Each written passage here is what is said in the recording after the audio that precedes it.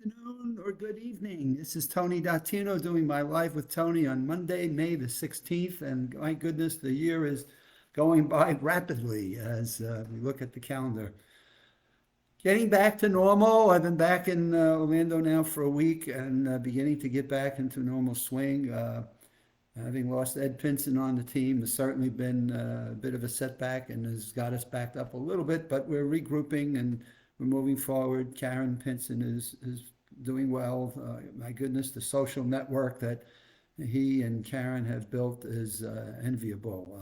The amount of outpouring and offers and friendship that they have built in their lives is just super. And right, we learn in my Live with Tony series, social isolation and loneliness is key to life expectancy. So how do you avoid that? But in any case, names and faces. Let's get right to it here. Names and faces. And a number of seminars we've been doing recently, and people that we're meeting with, they want to know, how do you remember somebody's name and face? And so it's an interesting question because it's one of the things that executives have asked me for years in the work I've done in my various clients in the consulting work. Excuse me. My goodness, I'm not sure where that came from. Here comes. Oh, my goodness, a double. In any case, so the first thing I'm always doing is not thinking about what I want to say about me. I mean, I can come up with that pretty spontaneously.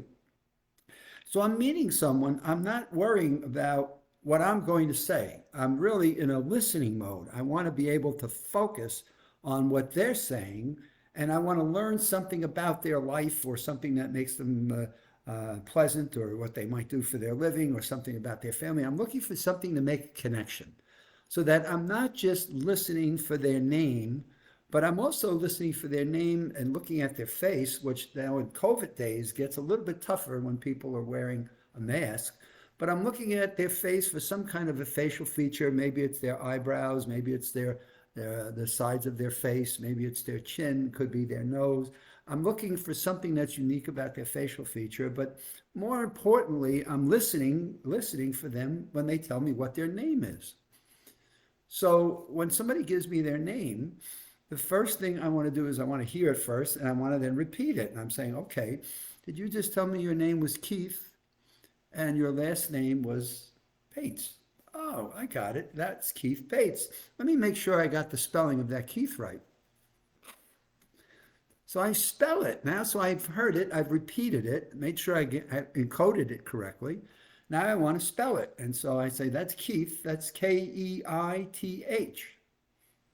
And no one, somebody asked me this question in a recent seminar. They said, and you actually spell their name back for them? And I said, yes. And no one has ever been offended by my spelling a name back, even if it's as simple as Joe for Joe, or Jim for Jim, or Ann for Ann. Sometimes Ann becomes Anne.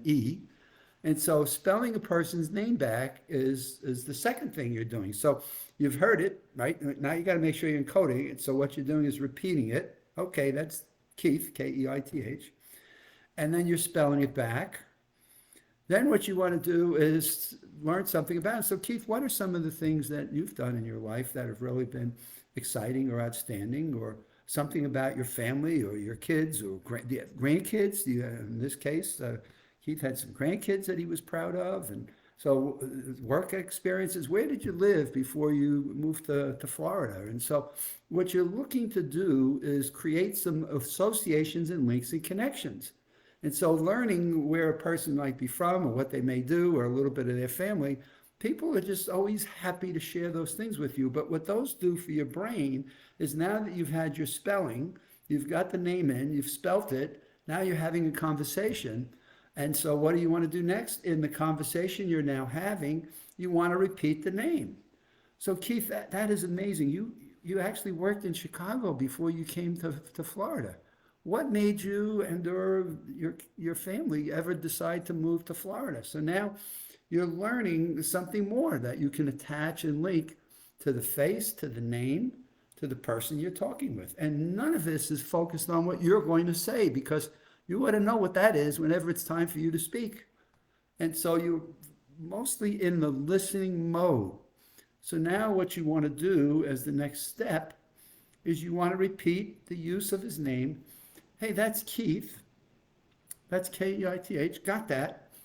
So Keith, let me tell you about a couple of trips that I had when I went to Chicago and what I found fascinating about that.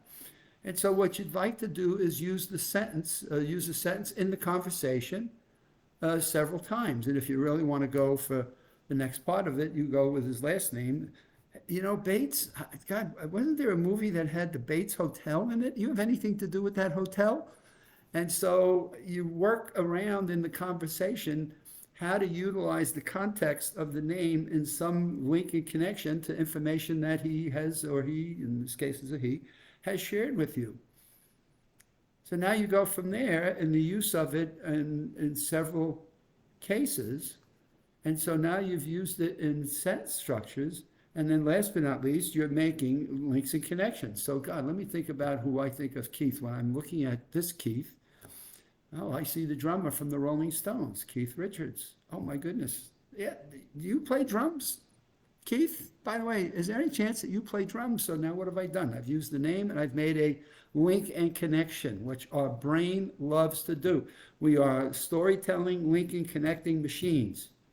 And if people only understood those fundamentals of memory on how we link and create little storylines, we love stories and those links and connections and those storylines and those tales and the conversation we're having.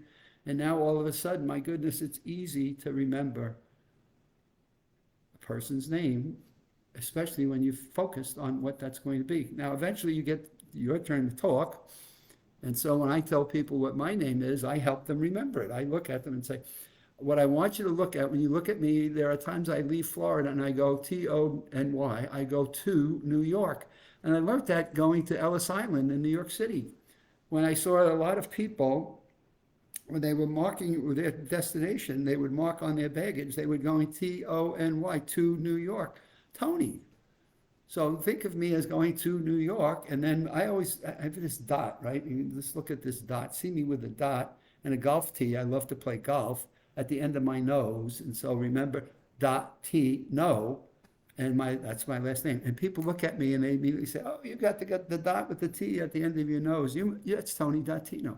So you help people to remember your name as well in the course of how they might remember yours, and you make it fun and you make it enjoyable. And then I get a chance to tell them about some of the things I may want to talk about, my grandkids or my two kids, or something I like to do, or something I've done recently that's in the news, or something of some sort. But you're creating stories on both sides of the conversation, which then builds your own storybook, and it helps you to remember. So I love this woman in one of the brain classes. Her name is Verma, Verma. So I look at Verma, right, and I listen to her talk about her experiences and what she did in terms of her work. So I always spell Verma.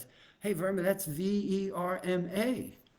And so got that. And in this case, I haven't gotten to her last name. So we've been on a more informal basis of Verma. I'm going to have to get her last name. But in any case, she lived in Jamaica. So, hey, I got the Verma. Verma, you lived in Jamaica. What part of Jamaica? I've been there on cruises several times. And what did you do for a living? And she ran a nursing home, and she took care of over 166 beds and things. So it was like, wow, so you grow these links. So every time I see her, we've got this big smile, and she loves to do Sudokus. So I brought her a 5x5, and the first thing I'll ask, hey, Verma, how are you doing on your 5x5 Sudokus that I gave you? And we just get right into it, and how she's doing and what the boxes are that she's filling. And we're like best buds. Whenever I see her, I can instantly recall her name and the context of it. And I associate her, so I linked her with somebody. God, I remember I was on a cruise in Jamaica, and there was somebody in the store that had a name badge, Verma. Verma, that's an interesting name. What's the origin of it? And so I build the stories around it. And the key thing here is you have to focus on wanting to remember a person's name. So if there's anything I could tell you, the first thing you've got to know is I want to remember this person's name. And once you get to that point, then the process is fairly simple and it's fun. And you build your own storybook as you go about meeting different people. That is what I wanted to share with you, since it keeps coming up in our workshops. We're going to be doing another workshop in the month of June. This is going to be one of our modules that we're going to share with people, which seems to be a very popular one for people to pay attention to and for them to listen. And then we actually give them the practice, the opportunity in a class. And Boy, it's a lot of fun, and you learn a whole lot about people. I'll pick this up again because this has got a lot of fun attached to it, a lot of great stories. Have a good Monday evening, and let's have a great week. And we'll catch back up with you on Friday. Excuse me, it's Monday. On Wednesday, I'll be back with you on Wednesday. Have a great week.